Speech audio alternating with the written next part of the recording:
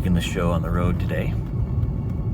Greetings from Neptune. 76 degrees and sunny today. Beautiful November or something or other. And the first point of interest that we're gonna pass on our road trip here, looming in the all of that, that's Google. Google lives there. When I say, "Hey Google," and she answers me, she's somewhere in there. I think those are all air conditioning units. This is not open to the public. I checked. There's no tours. It's I think it's mainly a bunch of servers and stuff. There's this huge windowless building where I believe they're building rockets or some such thing. There's the main gate. Got their own power there, it looks like. And then plenty of room on the other side here for maybe other tech-related stuff. All right, well, I'm on my way to my office, where are a couple of artifacts that I'm going to begin today's talk with. My Lana Del Rey video, the first one I did, I've done two, so now this is number 3. The first one is, I think, the most popular one in terms of number of views. So that may just be because it was early on and there was more interest then, or maybe there's someone who's watched it 50 times, I'm not sure, but I do appreciate everyone who watches everything, so I'm gonna update the Lana Del Rey video with some new items, since I've done the last one, that is. And in my office are two things that I didn't have last time around. And I'm going to pause the recording right now and skip to the next scene. All right, jumping to the new scene. There is the window behind Dr. Neptune's command center at work. I'm standing just inside the door handle there. The walls are painted ice sculpture by me. It's kind of a frosty blue. Did that myself one weekend. The view is to the south. Not a great view in the immediate foreground, but mountains over there. Ball fields there. And those are the Spring Mountains to the west. Can't really see the strip, I don't think.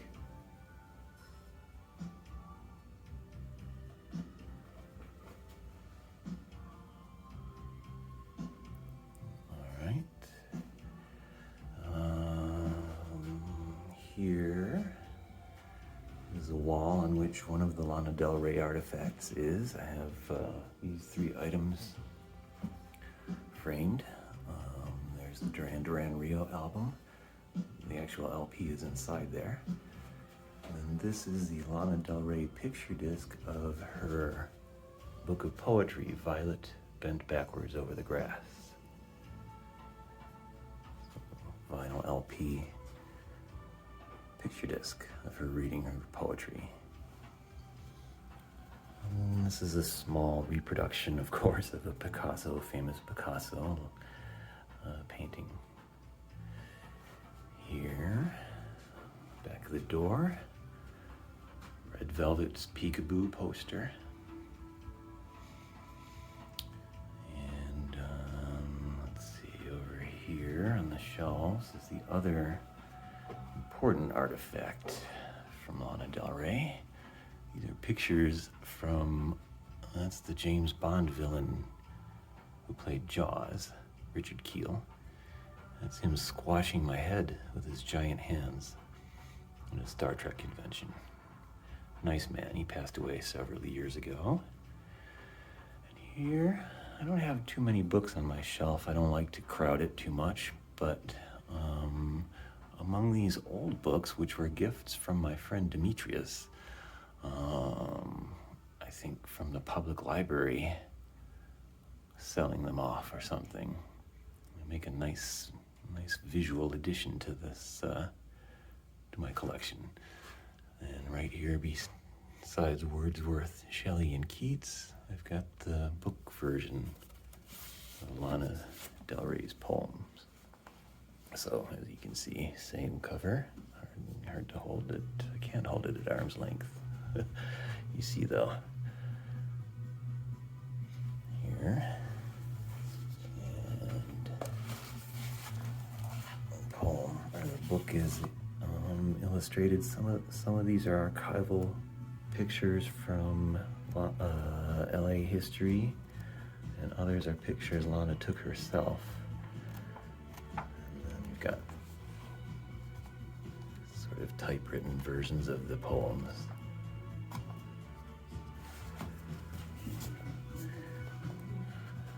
Her poems are great, especially if you're a Lana Del Rey fan, but I have a pretty low expectation of rock star poetry in general. But hers, I think, is just as good or better than any by these old farts. All right, and the rest of this is similar memorabilia from some thank you notes from students and colleagues, I should say clients. Freddy Krueger, actually that's signed by Nancy. I forget the actress's name, but that's her telling me, whatever you do, don't fall asleep.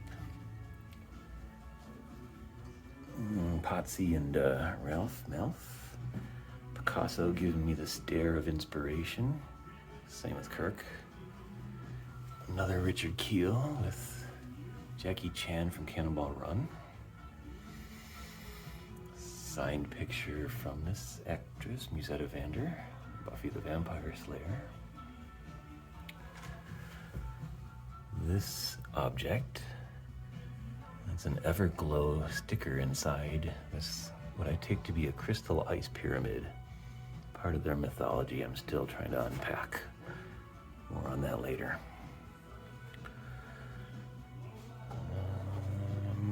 Okay, well that's the rest of the office, and as I say, the point of coming here was to show you those Lana Del Rey things. So, I will close on the Peekaboo poster, one of my favorites. They're wearing the rainbow outfits and armed. It's a very funny video where they hunt down pizza delivery boys, hang their shirts in trophy cases. Spoiler alert, I guess, but still worth watching. Great song, too. Okay, get ready for the next jump cut. Back to the ranch. I apologize if that last section was a little low on the audio. I was trying to speak softly so as not to attract attention to anyone who's on the other side of that closed door to my office. I think people there already half think that I might be crazy, and I don't want to give them any further proof or ideas of me talking to myself in the office. So anyway, I reviewed it, and I think it's okay as long as you turn it up like I suggested. So here is Lana's first album, Born to Die. Before, in my earlier video, I just had burned copies from iTunes to show. But in the meantime, I've acquired these LPs because I really love the covers. I think right from the start, this shows Lana's red, white, and blue Americana theme. It's got kind of a waspy look in this shot. And this is the great debut album that came out in 2012 of hers. The album itself is just plain black vinyl. There's a lyric sheet here. And even though it's plain black vinyl, I do like the rose motif on the label. on the A side anyway. So even though I don't play albums to listen to music, I like certain ones for their iconography and because I love the artist. And then later in 2012, she followed up with an EP called Paradise, which is this one here. So it looks more bronzed in California, in a California type setting. Whereas the other one suggested an East Coast setting. So here's Paradise. Amazing songs on this one. Body Electric, Walt Whitman reference. Blue Velvet, that is the cover of the old Bobby Vinton song. In this one, also black vinyl. With a black label as well. And also a lyric sheet. This EP contains the song Cola, which has the somewhat infamous lyrics that begin, "My pussy tastes like Pepsi Cola, my eyes are wide like cherry pies." That line made me laugh out loud hard the first time I ever heard it, and still does, actually. So then eventually the Paradise and the Born to Die albums were combined into the Born to Die Paradise edition, which contains the complete track list. But that was Lana's first two. And then this is my first picture disc from Lana. This is the disc that was hanging in the spot now occupied by the Violet Bent Backward Over the Grass picture disc. And this is a picture disc of her single from Born to Die, National Anthem. A couple different mixes there.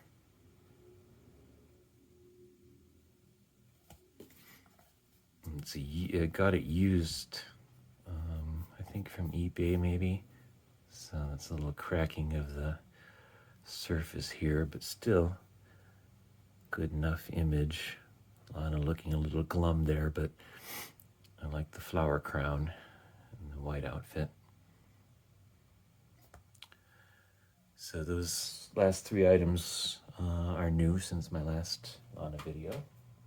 I'll go quickly through the next few, and if you'd like to see a more detailed discussion, you can see those earlier ones. But this is Ultraviolence. This is Lana's second album.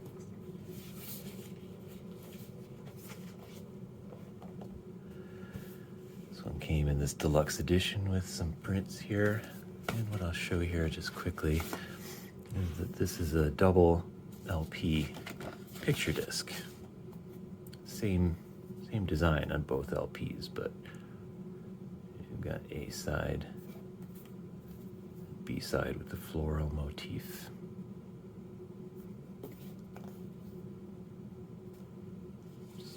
Ultraviolence, the follow-up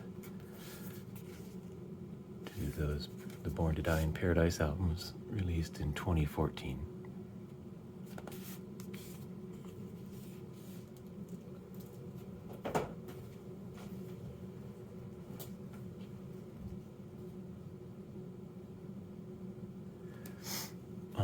Third album was Honeymoon in this CD box set edition, including some postcards and a photo book.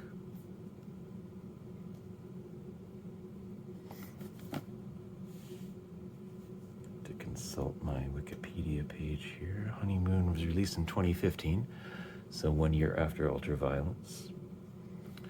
And then in 2017 came Lust for Life. Here.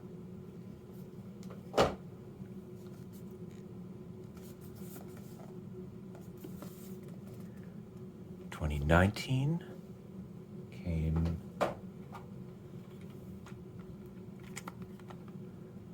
Norman fucking Rockwell.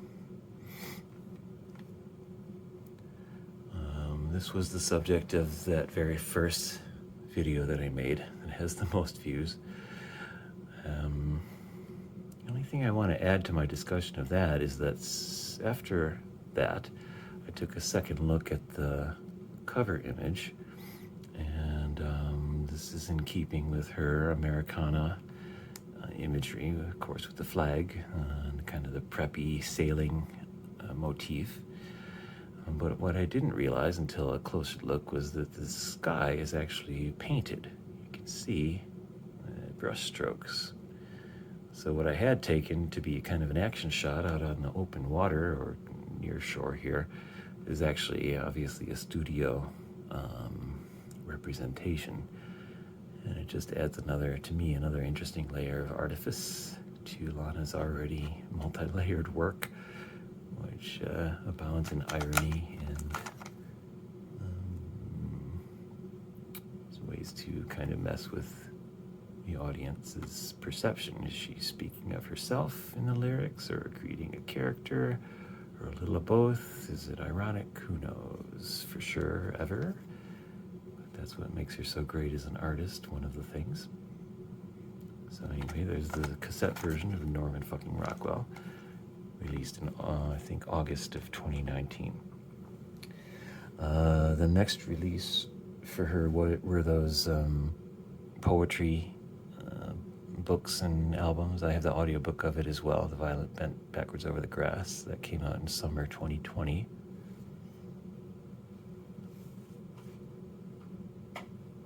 And then earlier this year, which would be about March of 2021, was her next album, Chemtrails Over the Country Club. And this is also a special cassette edition of it. Mind you, I'll never play these cassettes in a cassette player. Ooh, I dropped it. I just like them for the physical artifacts of it. So Chemtrails Over the Country Club, another stellar addition to the Lana catalog. There's no bad Lana Del Rey albums. A lyric sheet in here. Pictures of some of the musicians. I think some musicians, this guy I think is the guitar player, collaborator. And these other, mostly women, I think other musicians and singers, some personal friends of hers. This is the track list. Chemtrails Over the Country Club. I think that the word chemtrails is misunderstood by many. So these lines that planes leave in the sky are actually called contrails, not chemtrails. Chemtrails, it turns out, is a word used mainly by conspiracy theorists who believe that there's some kind of chemical in those contrails. Varies depending on the conspiracy, I guess, but what the intent of the seeding of the chemicals is on the populace. And I think that the word chemtrail has probably become widely enough known that people use it without realizing its origin and what I just said. As far as how Lana is using it, again, kind of ambiguous to me. I love that. Is she speaking in character? Does a character in her music believe in the chemtrail theory? Is she being ironic? Is she making fun of those who believe that way? Always intriguing. And like Bob Dylan, who I've compared her to before, I think she's just brilliant at blurring the lines between what is it that she's saying about herself versus what is she creating, and combining the two in some degree. So, got this cassette version of this great album, followed by the CD box set version, similar to the previous two. Same format with a photo book. These are black and white pictures, I think. This one came with a patch. I guess for your denim jacket. This does mark a turn in Lana's imagery. Actually, I guess it would have started back in Lust for Life, away from the urban settings mainly, to more rural ones and encompassing more of the USA than either New York or California. So these are pictures again from the Chemtrails box set. So I think all these are in the gatefold to the cassette as well. And the photo book.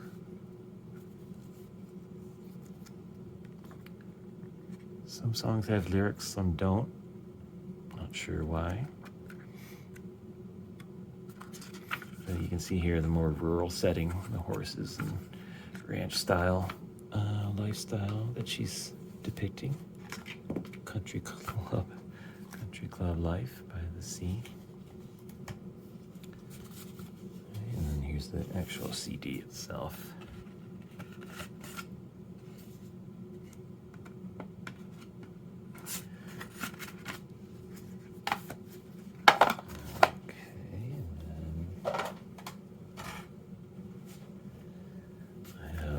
LP version of this.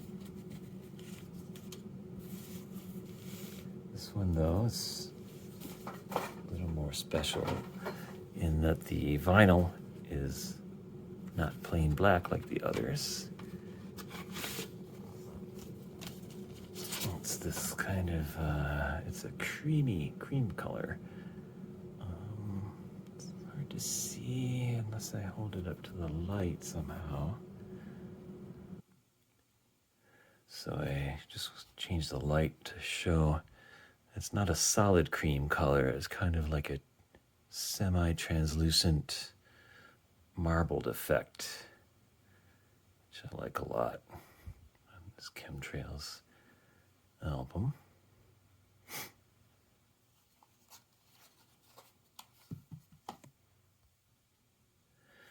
And then back under normal lighting conditions, here's the picture disc version of Chemtrails. It's the album cover. Again, I think these are Lana and her collaborators, musical and otherwise, and also family members, sometimes the same. I believe her sister does sing on some of these songs. Here's Lana, and I have to think these three are in the same family. They look so much alike. So I'm going to say that's her sister, maybe a niece or something. And then the rest of her crew here. And then here, oh no, same image on that side. The album itself has a different back cover. And here sneakily, there you can see the American flag peeking out still. So still a big part of her iconography.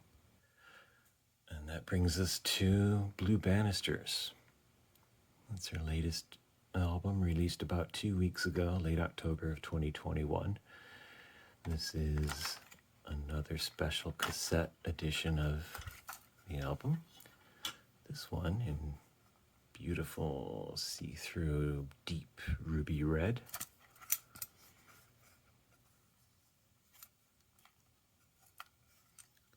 Never to be played in a machine. This is an excellent album, as always. It's her longest one in terms of time length, I think, over an hour's worth of music, and includes some songs apparently recorded or written for earlier sessions, as far back as Ultraviolence, and a bunch of other new ones too. Here she is on the cover with the German Shepherds. I'm linking to a performance of the song Arcadia. She released 3 or 4 of these songs this summer before the album officially came out. And here's more of her collaborators and some of the music.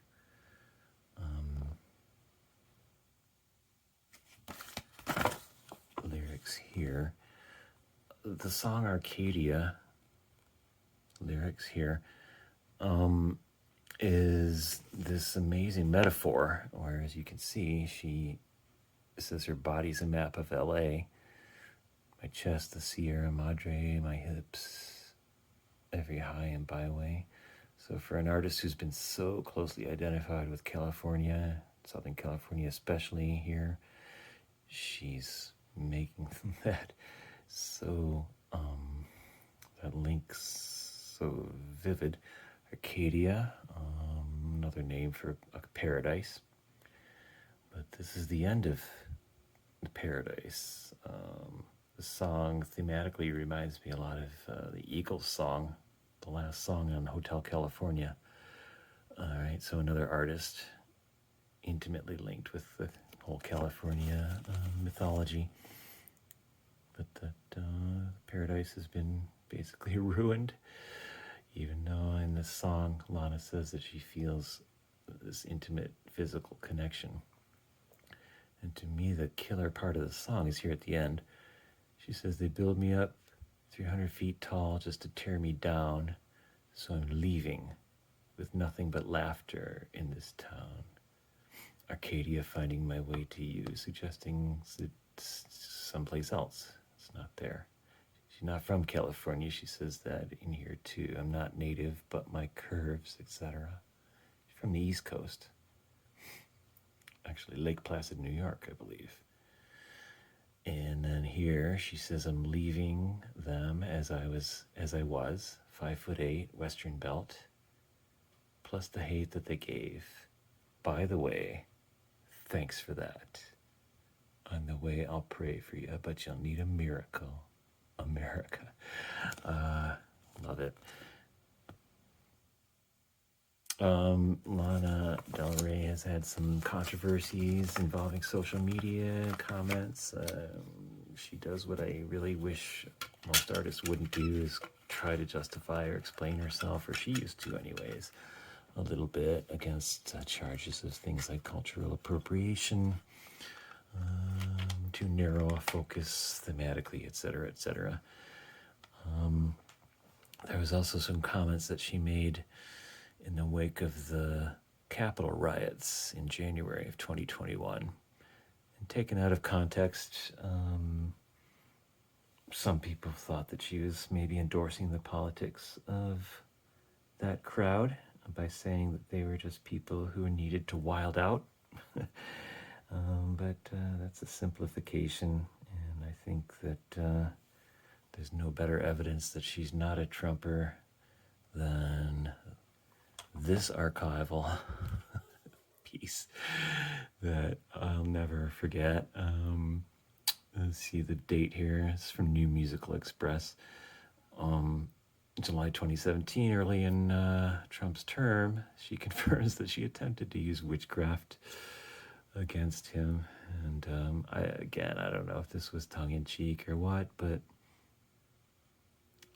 this almost seems like it's from The Onion, I swear. Yeah, I did it. Why not? Look, I do a lot of shit, she replied. Who knows if she said that for real, but I hope she did. And Lana Del Rey is, this being my third video of hers, and all of these artifacts that I'm showing, I think proves and shows how much I love her. Can't wait to see more of her stuff. I hope she continues this prolific phase of her career.